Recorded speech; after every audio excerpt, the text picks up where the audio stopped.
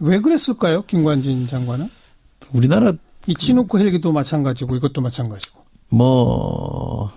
제가 원하는 대답은 잘못된 거긴 합니다만 김관진 전 장관이 미국이 워낙 압력을 넣어서 그랬다라고 하면 저는 차라리 낫겠어요. 근데 그게 아니라 뭐 다른 뭔가 있다면 말 못할 뭔가의 사정이 있다면 예.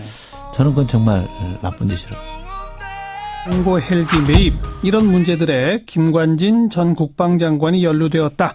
이런 사실이 밝혀지면서 지금 큰 파장을 낳고 있죠. 김관진 전 장관 국방장관 거쳐서 청와대 안보실장까지 역임하면서 무려 7년 동안 우리 국가안보를 책임졌던 분인데 이분을 둘러싼 의혹들이 속속 불거지고 있는 겁니다. 이 관련 의혹을 꾸준히 제기하고 있는 국회 국방위원회 소속 여당 간사를 맡고 있죠. 더불어민주당 이철희 의원 오래간만에 스튜디오에 모셨습니다. 어서 오십시오. 네, 안녕하십니까. 네. 김관진 장관 얘기 조금 미뤄두고요. 네. 김정은이 사상 최고의 초강경 대응 조치 하겠다라고 하고 곧바로 북한의 외무상이 수소탄 시험을 태평양에서 한다 이런 말을 했거든요. 이거 가능한 얘기입니까? 제가 언뜻 듣기에는 가능할 것 같지 않은데요. 수소탄을 태평양에서 터뜨려야 되는 거잖아요. 네. 근데 그걸 어떻게 터뜨리죠? 되게 핵실험은 지하에서 하는데. 네. 예. 옛날에는 공중에서도 했어요. 아주 옛날에. 네. 예. 근데 지금 이런 얘기를 왜 꺼냈을까요? 북한은 제가 국방에 가서 이렇게 말싸움하는 걸 많이 봤잖아요. 근데 말로는 정말 안 지는 데요. 그리고 말로만 좀 그치면 좋겠다 이렇게 생각했던 적도 있는데 안 그친 경우들이 많이 있었는데 네. 최근에 말을 했는데 안 지킨 것 중에 하나가 괌을 포위사기에 가겠다고 그랬죠. 한 거는 그대로는 약속을 못 지켰어요. 예. 네. 뭐 그런 정도로 되지 않을까 싶은데요. 하나의 그냥 엄포다. 완전 100% 엄포가 아닌 걸로 아마 뭘 하고 우길 수 있겠죠. 글쎄, 아무튼 좀, 갑자기 어떻게 보면은 이건 미국을 겨냥했다기보다 전 세계를 위협에 빠뜨릴 수 있는 발언이거든요. 네. 태평양 상공에서 수소탄을 터뜨린다? 그건 감당하기 어려울 겁니다. 그렇죠. 만약에 그렇게 한다면. 네. 아무튼 제일 센 얘기를 그냥 꺼냈다? 이 정도로 봐야 될까요? 그렇죠. 뭐 트럼프 한 얘기에 대해서 개짖는 소리라고 하는 나라의 사람들이니까. 예. 그런데 북한이 지금까지 해왔던 걸 보면 100% 허풍은 아니었거든요. 뭔가를 한다는 거죠. 그렇죠. 그 뭔가에 대한 대비는 우리가 뭐 지금도 잘하고 있습니다만 예. 지금 더 좀 경계를 높여서 해야 되겠죠. 알겠습니다. 자, 지난번에 그 군사이버 사령부 수사를 한 번 다 했잖아요. 됐죠. 그리고 국방부 장관한테는 보고되지 않았다. 라고 발표했죠. 라고 발표했잖아요. 네. 근데 지금 여러 가지 문건이 다 나왔잖아요. 네. 이거 어떻게 다 확보하신 겁니까? 그게 진실이라는 게 어딘가는 흔적을 남겨놓고 있는 것 같아요. 사실은 처음에 수사가 축소 은폐 수사거든요. 지금 정황으로 보면. 네. 그러면 그 이후에도 사실은 박근혜 정부가 계속 이어졌기 때문에 많은 문서가 파기되거나 훼손되거나 뭐 어디 멸절됐을 거라고들 많이 짐작을 하고 예. 실제로 많이 없어졌다 그래요. 예. 뒤져보니까. 예. 그럼에도 불구하고 흔적들은 남아있는 거고요. 예. 출처는 제가 딱 부러지기 어디라고 말씀 못 드리겠습니다만 제가 처음에 문건을 입수했을 때는 2급 비밀이었거든요. 2급 비밀은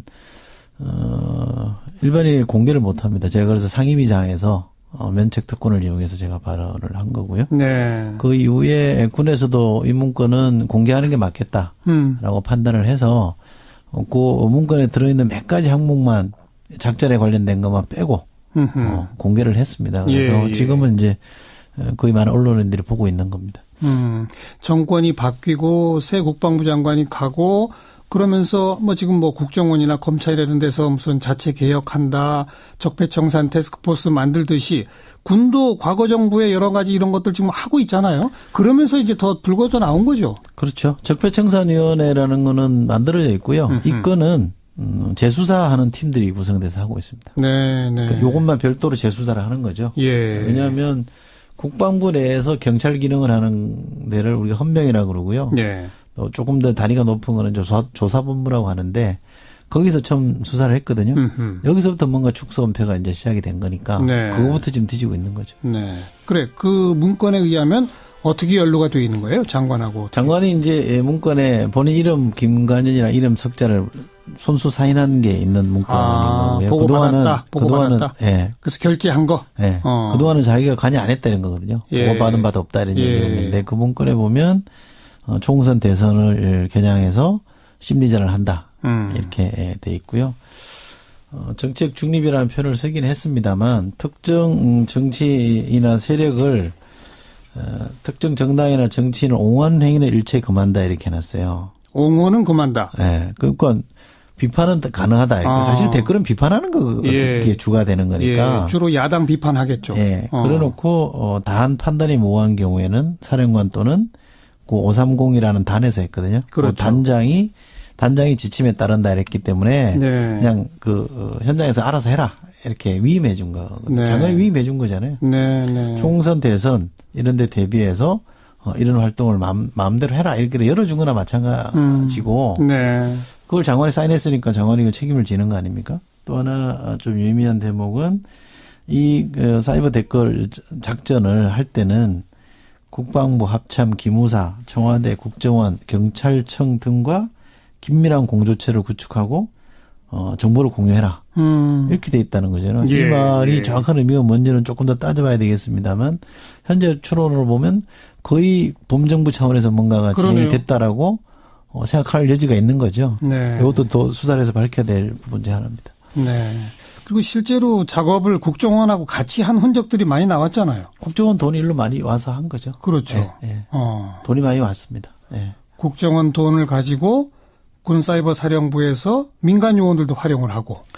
여기는 민간 요원은 안 나오고요. 민간 요원 군무원. 없습니까? 군무원들. 그렇죠. 군인하고 군무원들이죠. 예. 네. 대개 사이버사령부가 이게 국정원 예산을 좀 씁니다. 그건 합법적으로 쓸 수 있는 건데. 예. 되게 이제 이런 활동을 하라고 돈 주는 건 아니잖아요. 북한하고 하라는 거죠. 그렇죠. 예. 그리고 국정원장이 뭐 경력금을 준다든지 이런 걸 보면 전체 컨트롤 타워는 뭐 국정원이 했다고 볼 수도 있고요. 군의 한 파트는 이제 국방부가 주관이 됐고 실행 파트가 사이버 사령부가 되는 거고요. 지금 약간의 좀 가설이긴 합니다만 조금 더 올라가면 청와대가 보고받고 회의를 열었다는 흔적도 좀 나오고 있거든요. 예, 예. 그러면 청와대가 전체를 핸들한 거죠. 이걸 관장한 게 되는 거기 때문에 규모가 훨씬 큰 게 됩니다. 네, 네. 정말 이건 우리가 지금 21세기 민주국가에 살고 있나 싶을 정도로 글쎄 말이죠. 엄청난 일을 한 거죠. 실제로 김관진 전 장관이 사이버 사령부 그 심리전단 현장 방문도 하고 막 그랬다는 것도 나왔죠. 지금 2010년에 사이버 사령부가 만들어졌는데 장관이 간 게 딱 한 번 있습니다. 그때 한번 직접 방문한 거고요. 또 그 말씀드린 대로 이 댓글 작업하는 사이버 작전하는 530단의 군무원들 예. 직접 이 사람이 채용해가지고 직접 교육을 정신교육을 시킵니다. 그것도 처음 한 번 딱 있었던 일입니다. 장관이? 네, 직접 정신교육을 시키고 일일이 다 악수하고 사진 찍고 뭐 이랬다는 거거든요. 그러니까 각별한 애정을 표시했다는 건데 과거의 장관들도 뭐 사실은 사이버 사령부 만들어지고 인사가 격려차 방문했던 별거 아닌데 네. 유독 이 사람만 교육도 직접 시키고 격려 방문도 했다 그러니까 전체 스토리가 좀 엮어지는 거죠. 네. 그 북한의 사이버 부대의 실력이 대단하다고 그러지 않습니까? 그렇죠. 네. 그러니까 우리도 이런 걸 해야 돼요. 하기는. 그런데 실제로 보니까 군의 그 사이버 사령부에 북한과 사이버전을 담당하는 인원과 이 국내에서 이렇게 이상한 일 하는 인원과 어느 쪽이 많아요? 그 인원과 예산도 사실은 보안사항입니다. 사이버사령부는. 우리가 얼마만큼의 인원으로 이 작전을 한다는 것 자체를 공표할 수는 없는 건데요. 사이버사령부라는 건 사실은 대북한 뭔가 작전을 하기 위해서 만든 조직입니다. 그러니까요. 네. 근데 그 조직을 특정인과 특정 세력이 다른 용도로 활용한 거거든요. 국내 정치용으로.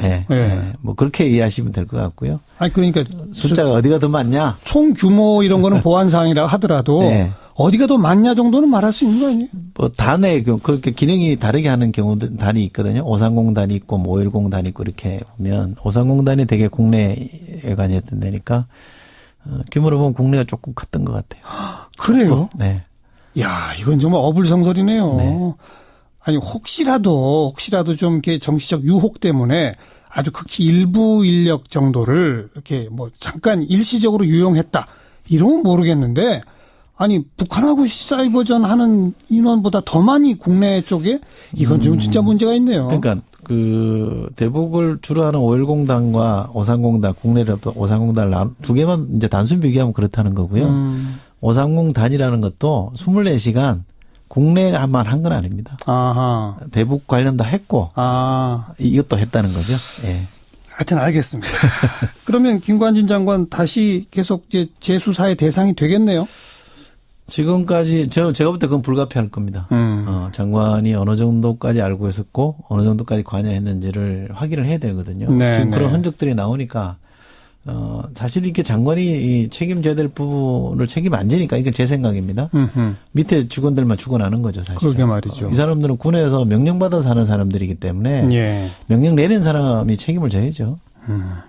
자, 요건 이제 그 문제고 네. 또 하나가 45년이나 된 노후 헬기, 치누크 헬기 14대 우리 군에서 샀는데 네. 이거 이제 업그레이드 하겠다는 용으로 산 거란 말이에요. 네. 근데 업그레이드 못 한다는 거 아닙니까? 네. 너무 낡아가지고 네. 업그레이드가 불가능한 기종이라는 거 아니에요? 이걸 사오는 과정. 그다음에 또 이철 의원이 또 하나 이게 발견했던데 뭐 오래전에 이미 폐기해서 어디 사막에 있던 비행기를 사오려고 했다면서요? 네. 근데 그건 결국 안 사오긴 했습니다만. 그건 이제 초계기라는 겁니다. 여기도 네. 김관진 장관이 다 주도한 거예요? 어떻게 된 겁니까? 그때 장관 시절이죠. 이거 좀 소개해 주세요. 설명해 예. 주세요. 노 헬기는 우리가 이제 치누크 헬기라고 하는 건데요. 그러니까 주한미군이 쓰던 헬기가 있었던 거죠. 이제 이게 평균 얼마 되는 거냐면 45년 된 기종입니다. 네. 이거를 미국은 D형에서 F형으로 이제 바꾸기로 하고 이 D형을 팔겠다고 한 거죠. 우리나라에 편지를 보낸 겁니다. 내가 이걸 우린 도태시킬 거니까 예. 이거 사가라. 예. 필요하면 사라 이렇게 얘기한 거죠.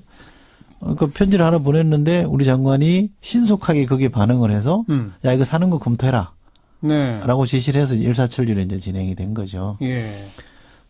되게 이제 45년 된 비행기도 멀쩡하고 그 앞으로 뭐 20년 30년 더 쓸 수 있으면 괜찮은 거 아니냐 이런 예. 주장도 있는데 이게 잔여 수명이라고 하죠. 45년 그렇죠. 이후에 얼마나 더 쓸 거냐. 잔여 수명에 대해서는 이 제작사가 보잉사인데 보증을 못 해주겠다는 거예요.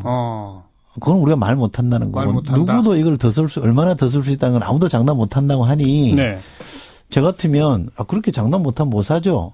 이렇게 해야 되는데 그럼 당장 뭐 이게 못 쓰는 비행기는 아닌 거 아닙니까라고 해서 또 긍정적으로 검토하고 국방연구원이 한국국방연구원이라는 데서 타당성 조사를 했는데 한 25년 평균 더 쓸 수 있다는 결론을 내려놨어요. 25년을 네. 더. 그럼 근거가 뭐요? 이렇게 하니까 그냥 정비 잘하면 그럴 수도 있답니다. 이런 근거를 대고 밀어붙인 거니까 기가 막히죠. 그러니까 이게 1,500억 정도 예산이 낭비된 건데 1,500억. 네. 비행기 값만 하면 한 800억 정도 되고 비행기가 들어오면 뭐 사람도 필요하고 시설도 필요하니까 다 합치면 1,500 정도가 사실은 이제 낭비된 거죠. 예. 그래서 그러니까 사와가지고 지금 몇 년 썼어요? 이게 2014년부터 들어왔거든요. 예. 지금 이제 2017년이니까 한 3년 썼는데 그나마 이제 들어와서 제대로 원래 원하던 기능대로 수행을 했으면 되는데 비행기는 항법 장치라는 게 있잖아요. 네. 그다음에 생존 장치라는 게 있습니다. 이 두 개가 작전을 하려면 이 두 개의 기능이 있어야 되는데 이거를 미군이 자기들 저 군사 기밀이나 소프트웨어 아주 정밀한 소프트웨어가 담겨 있으니 이거는 못 주겠다 그런 거예요. 네. 그래서 그거는 자기들이 나중에 한국의 기밀사항 다 빼고 한국 지형에 맞게끔 고쳐가지고 주겠다라고 한 게 아직도 안 들었습니다. 그럼 못 써요? 쓰긴 쓰는데 작전을 못 하는 거죠. 그러니까 굉장히 제한된 기능으로만 쓰고 있는 거죠. 왜냐하면 이게 한반도를 벗어나서 바다로 못 가요. 그래요. 그러니까 이 항법 장치와 생존 장치가 없기 때문에 안 돼 있으니까 못 뛰는 거죠. 예. 근데 엔진은 좋으니까 엔진은 이게 또 업그레이드한 엔진이라 뭐 이거 기능 성능은 좋다 이렇게 얘기하는 사람도 있다는데 네. 그것도 제가 볼 때는 설득력이 없는 주장 같아요. 비행기라는 게 엔진만 갖고 되는 게 아니거든요. 아니 그리고 이걸 사올 때 워낙 오래된 거고 해서 이제 명분도 필요하고 하니까 이걸 업그레이드해서 개량하겠다 이런 계획을 첨부했다면서요. 근데 개량이 불가능하다면서요. 그래서 개량을 해보려고 이제 검토를 또 했어요. 왜냐하면 성능 개량을 하려면 이제 또 타당성 검토를 했거든요. 그걸 했는데 이건 전 실익이 없다. 네. 돈도 많이 들고 네. 고쳐보니 얼마나 더 쓸지도 아무도 모른다. 이렇게 해서 이건 안 하는 게 맞겠다. 그래서 금년 7월인가요? 8월에 합참에서 최종 빼자라고 이제 빼버린 거죠. 예. 그러니까 스스로도 말이 안 되는 거죠. 예. 그런데 미국으로부터 편지를 받고 장관이 직접 빨리 긍정 검토하라라고 지시한 것이 드러났다. 문건이 있습니다. 조찬 회의하면서 장관 지시를 이렇게 했다라고 하고 군에 합참에 방사청에 각각 이렇게 지시를 합니다. 알겠습니다. 또 그 사 올려다가 그나마 다행히 못 사게 된 초계기 그건 뭐예요? 초계기는 그것도 참 심각한 얘기인데 이거는 들어왔으면 큰일 날 뻔했습니다. 예산이 한 8천억 정도 되는 겁니다. 8천억. 네. 이게 뭐냐면 해상 초계기라고 왜 잠수함들이 활동하는 그렇게 탐지하는 예. 기능을 하는 비행기가 있거든요. 근데 이 비행기는 어디에 있었냐면 미국 아리조나 사막에 그냥 방치되어 있는 겁니다. 퇴역시켜가지고. 퇴역돼서. 네. 거기 있는 비행기를 이제 사오려고 한 거죠. 그것도 왜 그렇게 되냐면 2010년에 천안함 폭침이 있었잖아요. 예. 그때 사실은 이 초계기가 필요하다는 여론이 많이 생겼어요. 그렇죠. 뭐 그때 했어야 되는데 예. 2012년에 와서 그때는 특별한 뭐 사건이 없었어요. 그럼에도 갑자기 이 대잠 작전을 할 수 있는 거를 좀 따져보는 TF를 만들으라고 장관이 지시를 하고 그 TF에서 또 일사천리로 진행을 했는데 그 어떤 초기가 필요한지를 사양을 정해주잖아요. 네. 그럼 이 비행기를 살 수밖에 없게끔 사양을 정해놓은 거예요. 애리조나 사막에 있는 그걸. 그 비행기를. 그걸 이제 S3급이라고 하는 비행기를. 예. 그걸 그냥 이렇게 밀고 가다가 어디서 이건 수도비 됐냐면 작년에 기억하시겠습니다만 북한이 SLBM을 쐈잖아요. 그렇죠. 그러니까 SLBM 쏜 비행기를 보고 나서 이 초계기 가지고는 도저히 안 되겠다. 그 잠수함 보고서. 예, 그 SLBM 쏘는 걸 보고 나서 예. 도저히 이거 가지고는 안 되겠다고 해서 이제 접은 거예요. 그 이게 뭐 군의 당사자들 만나서 이렇게 얘기 들어보면 이러저러한 이유들을 또 명분을 제시하긴 하는데 아무리 생각해도 이해가 잘 안 되고요. 그런데 이것도 김관진 장관이 초계기 사업 검토하라라는 지시로부터 시작됐다. 그런 문건은 지금 안 남아 있는데 TF를 느닷없이 만들고 네. 그 TF가 짜여진 각본대로 결론을 내리고 있는 거죠. 그러니까 두 개가 저는 거의 쌍둥이라고 봅니다. 왜 그랬을까요? 김관진 장관은? 우리나라 이 치누크 헬기도 마찬가지고 이것도 마찬가지고. 뭐 제가 원하는 대답은 잘못된 거긴 합니다만 김관진 전 장관이 미국이 워낙 압력을 넣어서 그랬다라고 하면 저는 차라리 낫겠어요. 근데 그게 아니라 뭐 다른 뭐가 있다면 말 못할 뭔가의 사정이 있다면 예. 저는 그건 정말 나쁜 짓이라고 봅니다. 요 치누크 헬기 건 이런 것도 지금 수사를 들어갔습니까? 어떻게 되는 겁니까? 아직 안 들어갔고요. 지금 문제 제기가 계속 이어지니까 아마 뭐 어떤 결정을 내려야 될 때가 다가온 것 같습니다. 네. 언론인들이 보고 있는 겁니다. 정권이 바뀌고 새 국방부 장관이 가고 그러면서 뭐 지금 뭐 국정원이나 검찰 이런 데서 무슨 자체 개혁한다, 적폐청산 태스크포스 만들듯이 군도 과거 정부의 여러 가지 이런 것들 지금 하고 있잖아요. 그러면서 이제 더 불거져 나온 거죠. 그렇죠. 적폐청산위원회라는 거는 만들어져 있고요. 이 건은 재수사하는 팀들이 구성돼서 하고 있습니다. 네, 네. 그러니까 이것만 별도로 재수사를 하는 거죠. 예. 왜냐하면 국방부 내에서 경찰 기능을 하는 데를 우리가 헌병이라고 그러고요. 네. 또 조금 더 단위가 높은 거는 조사본부라고 하는데 거기서 처음 수사를 했거든요. 여기서부터 뭔가 축소 은폐가 이제 시작이 된 거니까 네. 그거부터 지금 뒤지고 있는 거죠. 네. 그래. 그 문건에 의하면 어떻게 연루가 돼 있는 거예요? 장관하고. 장관이 이제 문건에 본인 이름 김관진이나 이름 석자를 손수 사인한 게 있는 문건인 거고요. 보고받았다. 예. 그래서 결제한 거. 예. 그동안은 자기가 관여 안 했다는 거거든요. 예. 보고받은 바도 없다 이런 예. 얘기를 했는데 그 문건에 보면 총선 대선을 왜 그랬을까요? 김관진 장관은? 우리나라 이 치누크 헬기도 마찬가지고 이것도 마찬가지고. 뭐 제가 원하는 대답은 잘못된 거긴 합니다만 김관진 전 장관이 미국이 워낙 압력을 넣어서 그랬다라고 하면 저는 차라리 낫겠어요. 근데 그게 아니라 뭐 다른 뭐가 있다면 말 못할 뭔가의 사정이 있다면 예. 저는 그건 정말 나쁜 짓이라고. 중고 헬기 매입 이런 문제들에 김관진 전 국방장관이 연루되었다. 이런 사실이 밝혀지면서 지금 큰 파장을 낳고 있죠. 김관진 전 장관 국방장관 거쳐서 청와대 안보실장까지 역임하면서 무려 7년 동안 우리 국가안보를 책임졌던 분인데 이분을 둘러싼 의혹들이 속속 불거지고 있는 겁니다. 이 관련 의혹을 꾸준히 제기하고 있는 국회 국방위원회 소속 여당 간사를 맡고 있죠. 더불어민주당 이철희 의원 오래간만에 스튜디오에 모셨습니다. 어서 오십시오. 네, 안녕하십니까. 네. 김관진 장관 얘기 조금 미뤄두고요. 네. 김정은이 사상 최고의 초강경 대응 조치 하겠다라고 하고 곧바로 북한의 외무상이 수소탄 시험을 태평양에서 한다 이런 말을 했거든요. 이거 가능한 얘기입니까? 제가 언뜻 듣기에는 가능할 것 같지 않은데요. 수소탄을 태평양에서 터뜨려야 되는 거잖아요. 네. 근데 그걸 어떻게 터뜨리죠? 되게 핵실험은 지하에서 하는데. 네. 예. 옛날에는 공중에서도 했어요. 아주 옛날에. 네. 예. 근데 지금 이런 얘기를 왜 꺼냈을까요? 북한은 제가 국방에 가서 이렇게 말싸움하는 걸 많이 봤잖아요. 근데 말로는 정말 안 지는 데요. 그리고 말로만 좀 그치면 좋겠다 이렇게 생각했던 적도 있는데 안 그친 경우들이 많이 있었는데 네. 최근에 말을 했는데 안 지킨 것 중에 하나가 괌을 포위사기에 가겠다고 그랬죠. 한 거는 그대로는 약속을 못 지켰어요. 예. 네. 뭐 그런 정도로 되지 않을까 싶은데요. 네. 이거 어떻게 다 확보하신 겁니까? 그게 진실이라는 게 어딘가는 흔적을 남겨놓고 있는 것 같아요. 사실은 처음에 수사가 축소 은폐 수사거든요. 지금 정황으로 보면. 네. 그러면 그 이후에도 사실은 박근혜 정부가 계속 이어졌기 때문에 많은 문서가 파기되거나 훼손되거나 뭐 어디 멸절됐을 거라고들 많이 짐작을 하고 예. 실제로 많이 없어졌다 그래요. 예. 뒤져보니까. 예. 그럼에도 불구하고 흔적들은 남아 있는 거고요. 예. 출처는 제가 딱 부러지기 어디라고 말씀 못 드리겠습니다만 제가 처음에 문건을 입수했을 때는 2급 비밀이었거든요. 2급 비밀은 일반인이 공개를 못 합니다. 제가 그래서 상임위장에서 면책 특권을 이용해서 제가 발언을 한 거고요. 네. 그 이후에 군에서도 이 문건은 공개하는 게 맞겠다라고 판단을 해서 그 문건에 들어있는 몇 가지 항목만 작전에 관련된 것만 빼고 공개를 했습니다. 그래서 예. 지금은 이제 거의 많은 언론 하나의 그냥 엄포다. 완전 100% 엄포가 아닌 걸로 아마 뭘 하고 우길 수 있겠죠.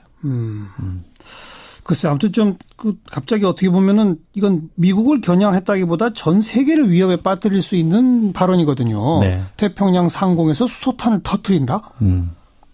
그건 감당하기 어려울 겁니다. 그렇죠. 만약에 그렇게 한다면. 네. 아무튼 제일 센 얘기를 그냥 꺼냈다? 이 정도로 봐야 될까요? 그렇죠. 뭐 트럼프 한 얘기에 대해서 개짖는 소리라고 하는 나라의 사람들이니까. 예. 그런데 북한이 지금까지 해왔던 걸 보면 100% 허풍은 아니었거든요. 뭔가를 한다는 거죠. 그렇죠. 그 뭔가에 대한 대비는 우리가 뭐 지금도 잘하고 있습니다만 예. 지금 더 좀 경계를 높여서 해야 되겠죠. 알겠습니다. 자, 지난번에 그 군사이버 사령부 수사를 한 번 다 했잖아요. 됐죠. 그리고 국방부 장관한테는 보고되지 않았다. 라고 발표했죠. 라고 발표했잖아요. 네. 근데 지금 여러 가지 문건이 다 나왔잖아요.